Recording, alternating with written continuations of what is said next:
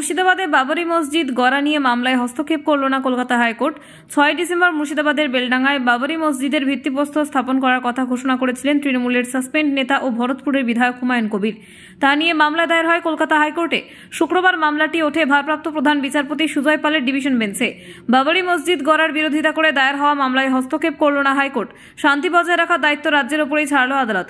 হুমায়ুন কবিরের কর্মসূচি ঠেকানো নিয়ে আলাদা করে কোনো নির্দেশ বা শর্ত আরোপ করল না হাইকোর্ট।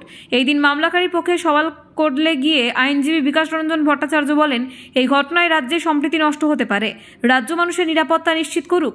অন্যদিকে রাজ্যের তরফ থেকে আদালতে জানানো হয়, রাজ্য আইন শৃঙ্খলা পরিস্থিতি নিয়ন্ত্রণে রাখার জন্য প্রয়োজনীয় বাহিনী মোতায়েন করেছে। অন্যদিকে 19 কোম্পানি কেন্দ্রীয় বাহিনী হাইকোর্টের আগের এক নির্দেশে মুর্শিদাবাদ জেলায় ইতিমধ্যে মোতায়েন রয়েছে বলে জানালো কেন্দ্র।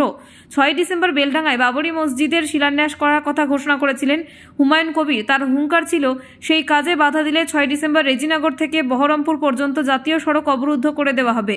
শুধু তাই নয়, মহকুমা পুলিশ আধিকারিককেও হুমকি দেওয়ার অভিযোগ ওঠে তার বিরুদ্ধে। এই প্রেক্ষিতে বৃহস্পতিবার হুমায়ুন কবিরকে দল থেকে সাসপেন্ড করে তৃণমূল। রাজ্যের শাসক দলের তরফে স্পষ্ট জানানো হয়, ধর্ম নিয়ে যারা বিভাজনের রাজনীতি করেন তাদের সঙ্গে দল কোনো সম্পর্ক রাখবে না। হুমায়ুনের মন্তব্যের প্রেক্ষিতে কলকাতা হাইকোর্টে দায়ের হয়েছিল একটি মামলা। সেখানে আবেদনকারীদের বক্তব্য ছিল হুমায়ুনের এই উস্কানিমূলক মন্তব্যের বিরুদ্ধে অবিলম্বে আদালত হস্তক্ষেপ করুক। কিন্তু মামলায় আদালতে হস্তক্ষেপ করল না। রাজ্যের উপরেই আইন শৃঙ্খলা পরিস্থিতি বজায় রাখার দায়িত্ব ছাড়ল হাইকোর্ট।